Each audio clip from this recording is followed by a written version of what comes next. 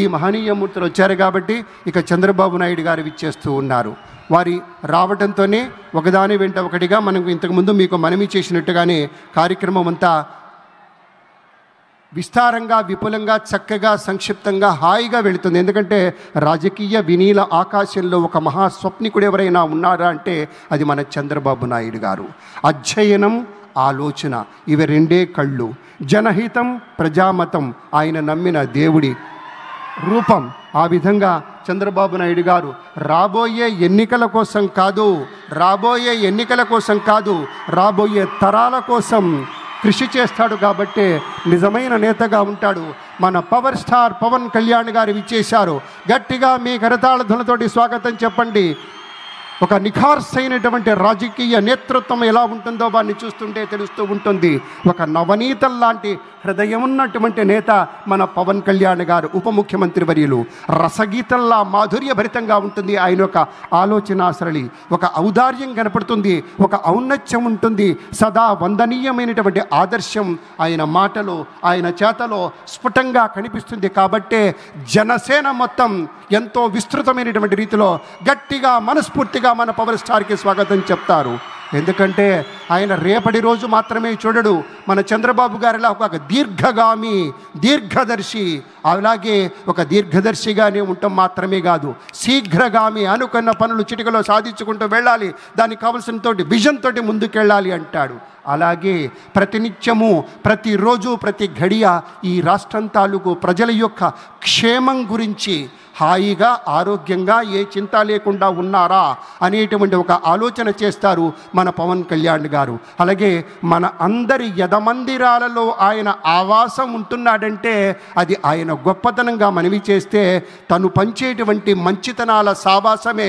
మనమంతా జనసేన మిత్రులారా ఒక్కసారి మీ కరతాళ ధ్వనులతోటి స్వాగతం చెప్పండి. అర్ధాతీత మహోన్నత వ్యక్తిత్వానికి స్వాగతం అంటూ మన ప్రీతమ ఉప ముఖ్యమంత్రి వర్యులు శ్రీ పవన్ కళ్యాణ్ గారికి స్వాగతం. పెద్దలారా, మనిషి మనసు కలిస్తేనే ఒక మహోన్నతమైనటువంటి నగిషి నగల ధగాయమానంగా మెరిసేటువంటి రీతిలో నిరాడంబరత అనేటువంటి ఉనికిని నిశ్శబ్దమైనటువంటి విజయంగా మలుచుకుంటూ ముందుకెళ్ళినప్పుడే మనకి సాకారమయ్యేటువంటి దృష్టాంతాలు అనేకంగా మనవి చేస్తూ, ఇప్పుడు మరికొంచెం సేపట్లో మన ముఖ్యమంత్రి గారు అలాగే అనుసరించి ప్రధాని గారు విచ్చేస్తారు. It gives us great pleasure to welcome our Honorable Governor Shri Abdul Nazir ji. A warm welcome to you, sir. We also welcome our Deputy Chief Minister Shri Pavan Kalyan Garu. It gives us great pleasure to welcome Shri Ram Mohan Naidu Garu, Honorable Union Minister. We also take the pleasure to welcome Dr. Chandrasekhar Pemmasani Garu, Union Minister, and Bhupati Raju Srinivas Verma Garu, Honorable Union Minister. We also take the pleasure to welcome Shri Nara Lokesh Garu, Honorable Minister, Government of Andhra Pradesh.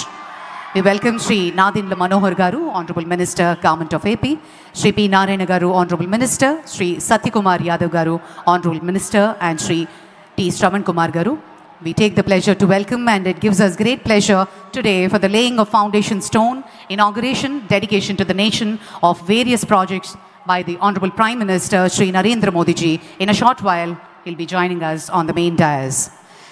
The most popular globally Prime Minister is our very own Honorable Prime Minister Shri Narendra Modi ji. మన ప్రియతమ ప్రధాన వర్యులు ప్రపంచమంతా చూస్తున్నటువంటి భారతదేశాన్ని దిశానిర్దేశంగా నిలబడి ముందుకు తీసుకువెళ్తున్నారు ప్రధాని శ్రీ నరేంద్ర మోదీ.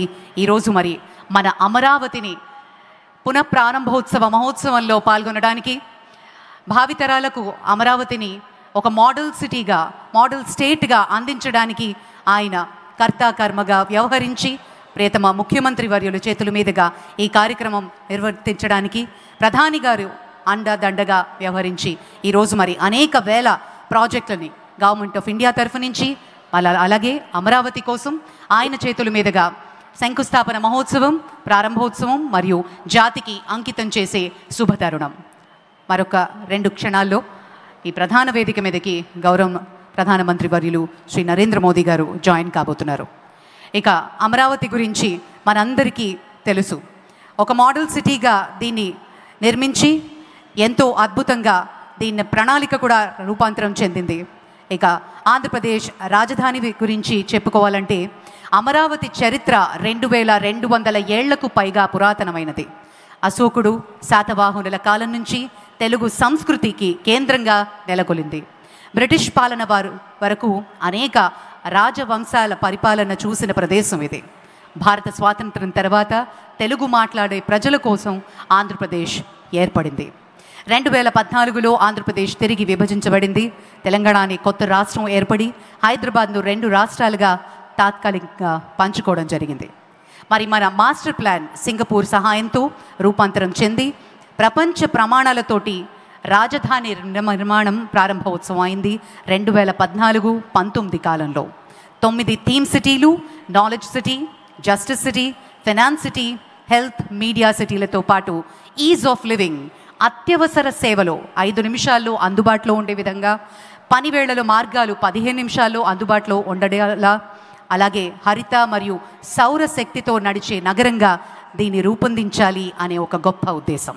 అందమైన రోడ్లు, పార్కులు, నదీ తీరం అభివృద్ధి.